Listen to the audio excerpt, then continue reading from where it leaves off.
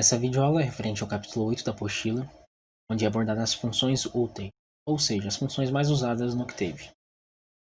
Para mostrar como é que se usa elas, eu criei 3 variáveis aqui em cima e eu vou instanciar elas.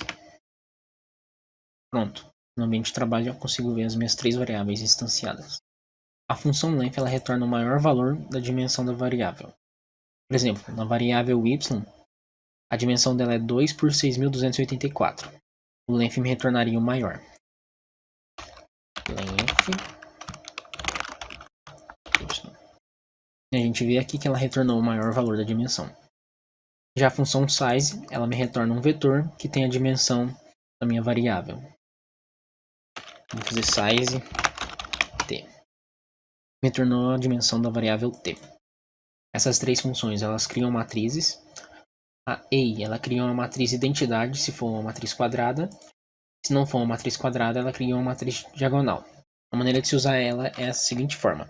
A gente coloca A e tem 2 opções de passar os parâmetros. Se a gente passar um valor, ela vai criar uma matriz quadrada, diagonal ou identidade. E se a gente passar 2 valores, ela vai criar uma matriz M por N. Se a gente passar mais que 2 valores, o Octave lança um erro, porque ela só aceita receber até 2 valores. E esse é o erro lançado, ele ainda explica como é que se usa ela. A ones e a zeros são muito semelhantes. A diferença entre elas é que a ones ela preenche a matriz com 1s e a zeros preenche a matriz com zeros. E a maneira de usar é chamando o nome da função e passando a dimensão que você queira. Diferente da A, essa suporta dimensões maiores que 2. Por exemplo, 4, 2 por 2. Criou uma matriz 4 por 2 por 2, todos preenchidos com 0. A ones ela preencheria com 1. Vou mostrar aqui a diferença delas.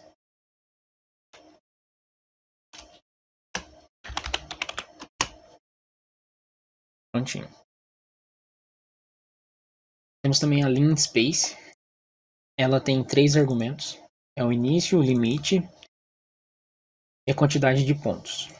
Por exemplo, se eu quiser criar um vetor que ele começa do 0 e vai até 10, e eu quero que esse vetor tenha 200 pontos. Ele vai criar o vetor com os pontos que eu passei, 1 por 200, então ele tem 200 pontos, separado linearmente do início ao limite. Vou limpar a tela aqui.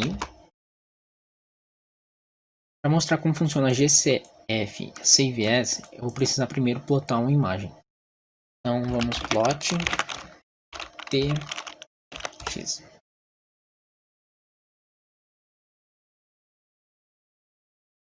Pronto, a gente plotou um gráfico e a gente vai utilizar a Save As e a GCF para salvar esse gráfico. Como se usa elas? A gente vai chamar Save As. O primeiro argumento vai ser a GCF. E o segundo argumento vai ser o nome do arquivo com o formato. Por exemplo, gráfico1.png. E para mostrar o arquivo salvado, aqui ele. Vou abrir ele. Pronto, ele abriu aqui. A gente salvou nossas funções plotadas em um arquivo. A Save As serve para salvar o gráfico em um arquivo. A gente também pode salvar em JPEG. Pronto, já salvou aqui em JPEG. A função sprintf ela serve para você instanciar uma string dentro de uma variável com um formato especificado. Por exemplo, se a gente quiser criar uma variável data com o seguinte formato: sprintf os dias barra o mês e o ano.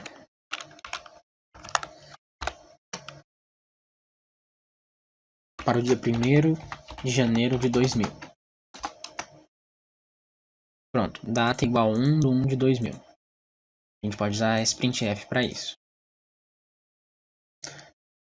A função disp e a display. A função disp, ela vai mostrar o valor da variável. Por exemplo, dispdata.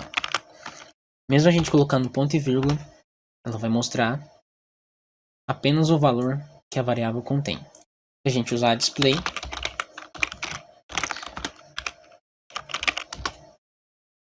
ela vai mostrar o nome da variável igual e depois o valor que ela está representando.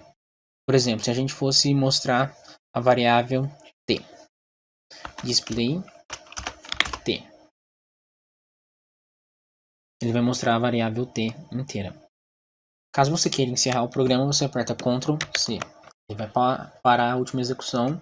Você vai continuar a poder usando a sua janela de comandos. E essas funções vão ser bem úteis nas próximas videoaulas.